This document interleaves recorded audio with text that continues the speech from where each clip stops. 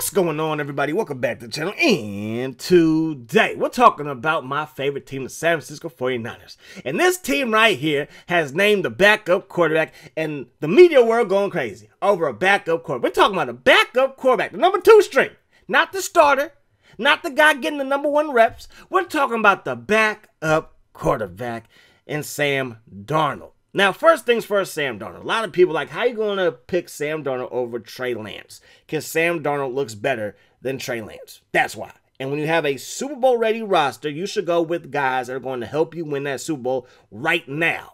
Sam Darnold with a Kyle Shanahan head coach should be an upgrade than Sam Darnold with the Jets and Sam Darnold with the Carolina Panthers. Because last time I checked, everybody says Kyle Shanahan is a great coach. So if that's the case, then maybe, just maybe, Sam Darnold will be better off with our offense than he was in Carolina and than he was in New York.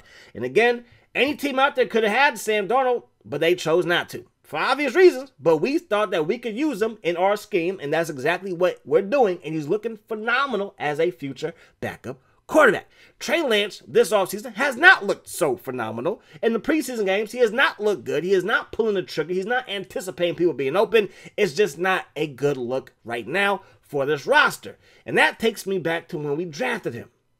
When we drafted him, we had a Super Bowl contending roster. It's a very unique situation to be in when you have a Super Bowl contending roster and you draft in the top 3 of the NFL draft. Obviously, we traded up to get a Trey Lance. I thought that we could win a Super Bowl with Jimmy Garoppolo. I still think we could win a Super Bowl with Jimmy Garoppolo. I really, really do. However, the Niners felt differently. I disagree with it. I thought if we moved up, let's get Penei Sewell. That's who I thought we should get. Out of Oregon, plays for the Detroit Lions, one of the best tackles in the game. Imagine him on the right side of this Niners O-line with Trent Williams on the other side. Those two bookends, Jim Garoppolo wouldn't have gotten hit. And then my biggest problem with Jim Garoppolo wouldn't exist because he's a little bit softer than I want my quarterbacks. Even though quarterbacks are protected like you wouldn't believe, they got the Secret Service by them. You can't touch them. They are restraining orders all over quarterbacks. You can't get near them nowadays. However, with those two guys at left and right tackle, I don't think he would have got touched too much, but we didn't go that route. Could we got Micah Parsons? Yes, we could have. Would not have drafted him? I think that's up for debate, but hey, it is what it is. The point is, which everybody sees, we could have got a top 15 talent in the draft by not moving up, or if we did move up, we could get a top 5 to top 10 talent in the draft, which probably could have helped us win the Super Bowl more than what Trey Lance could have done. But we already knew that. The Niners knew that he was a couple of years away. Everybody knew that. Everybody knew that he was years away from actually being that guy. But when you have a Super Bowl ready roster, you can't play around with this. Like, you can't play. The Niners haven't won a Super Bowl since I was 6. Like, you can't play around with this. So, yes, Brock Purdy is a better option. Now, everybody's saying the Niners can't draft quarterbacks. We drafted Brock Purdy. Well, he failed to you. He failed to everybody. He failed to everybody, and nobody took him. He was the last pick in the draft, and you mad at the Niners for taking? You should be mad at everybody for passing up on him. Washington, yo, I hope your quarterback pans out. Anybody else that has an iffy quarterback situation, I hope it works out. You know what I'm saying? Denver, I hope Russell Wilson goes back to the old days. But who knows if he will. Y'all passed on him. Colts, what's going on, Indy? You could have had a Brock Purdy. Nope, didn't want him. So again, nobody wanted him. Don't be mad at the Niners for drafting him. Don't continue to say Niners don't know how to evaluate talent because we drafted him, okay? What about the Jets? Y'all could have Brock Purdy too. You know what I'm saying? Y'all could have him. There was no real good quarterbacks after Lawrence in that draft. Now that we can look at it. Now that we could have 2020 vision looking back in the past. Hindsight's always 2020. All I can say is that the Niners, we made the right choice and get a Brock Purdy. Not allowing him to be a rookie free agent. We can go wherever. No, we're going to draft you. You're going to be here. And Trey Lance isn't done. I want to talk about this real quick. Trey Lance isn't done. He's still the highest paid quarterback on the roster. Okay, he's not going anywhere. He like the NFL, thanks to the Niners again, are going back to where you have 3 quarterbacks. The Niners used to always have 3 good quarterbacks: Joe Montana, Steve Young, and Bono. 2 of those would go play for the Chiefs, and then we had Elvis Grbac backing up Steve Young. He would also go to the Chiefs, and then Alex Smith.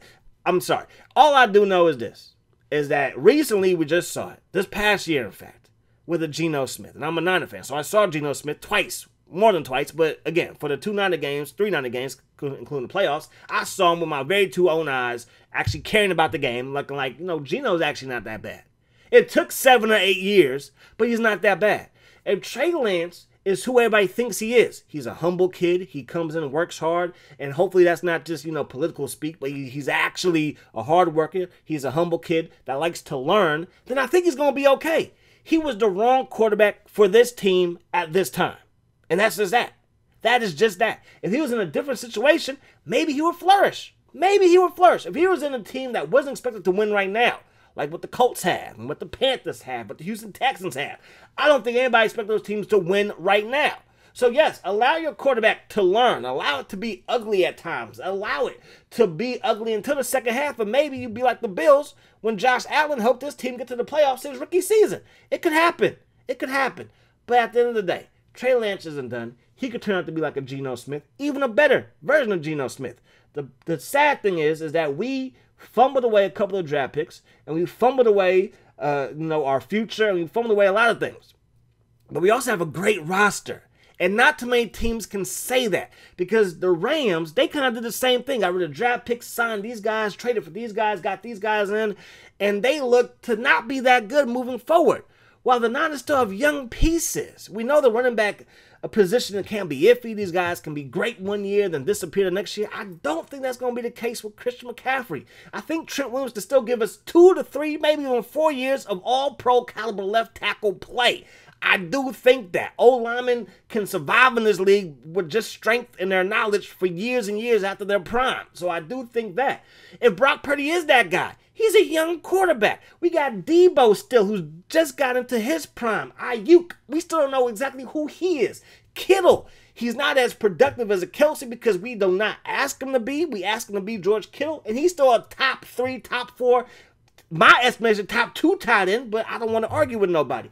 So our roster is set up to be great for years on end. Nick Bosa, he wants a new deal. He's still playing on his rookie contract. He's still young. Like to think that the Niners really fumbled away their future, I just disagree with that. Because to me, our future is still set up to be perfect. Our team is still young. Fred Warner in his prime.